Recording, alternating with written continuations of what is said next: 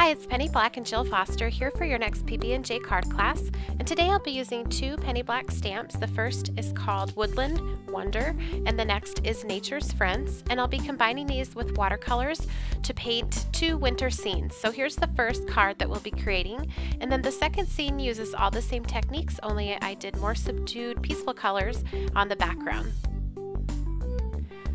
So to begin, I will be painting using Sakura Koi watercolors. This is the Pocket Field sketch box. And I'm painting onto Canson 140-pound watercolor paper.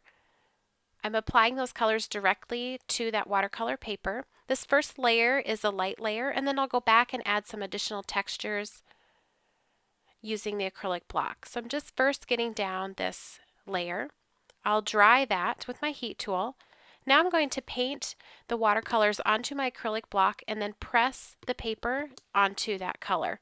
And I'm being sort of careful to press the paper approximately into the same color that is on the acrylic block and what's painted, so yellow into yellow. Here I'll put down the pinkish red and then I'll press the pinkish red portion of the painted area onto this area. This is just adding additional texture to that background. It's really pretty either way, so you could skip this step if this is not a look that you like. And we'll just get this right up on the top. Then I'll dry that before I move on to my next step. And I'm just adding even more color to this background. Same colors I used before, but by applying multiple layers, it just gets darker and darker. And I'm not being real particular about where I add those colors. I want them to bleed and blend into each other and add more texture to the background. So now I'm ready to do my stamping. I also painted a second background, which you'll see in a moment. This is the Woodland Wonder, which creates a great background.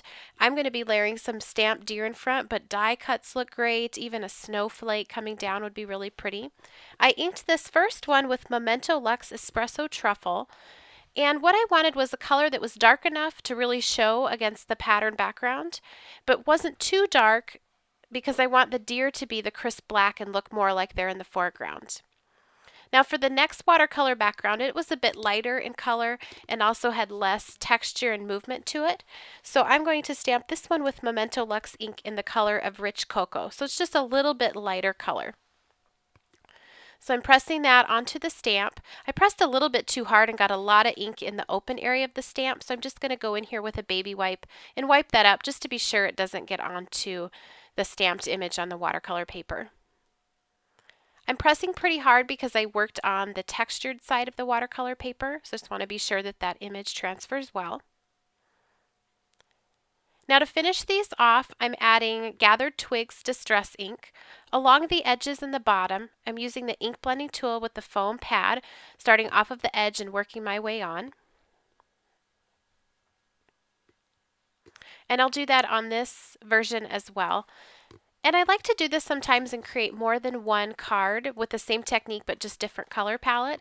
And I do them assembly line style, so I do the same step for each card and move along.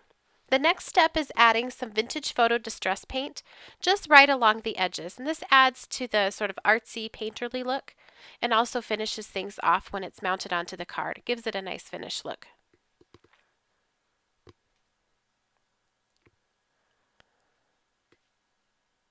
Now I'm ready to add my stamping to the foreground. I'm going to ink this with VersaFine Onyx Black ink, and this is the clear set from Penny Black called Nature's Friends. And I'm just going to stamp this onto my watercolor paper. Now because there's a lot of layers, we've got the watercolor, the stamping, I will go back and just touch up any areas that didn't stamp perfectly with that black ink, and I'll do that with a Faber-Castell Design Memory Craft Pitt Artist pen. Just a real fine tip, and I'll do that on this one as well.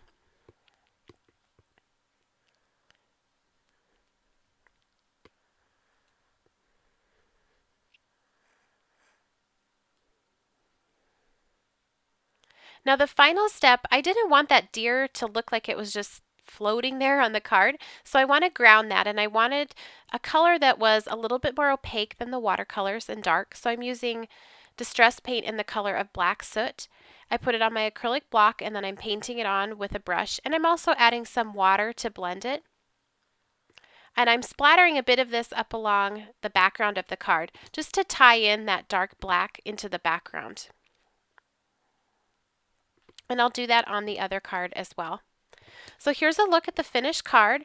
I mounted this onto a piece of cardstock, and then the yellow background and the brown one on this one was painted using distress paints and then distressed with gathered twigs distress ink. And I also embellished with some twine. For details and more information, visit the Penny Black website, www.pennyblacking.com, and here's a list of all the supplies used.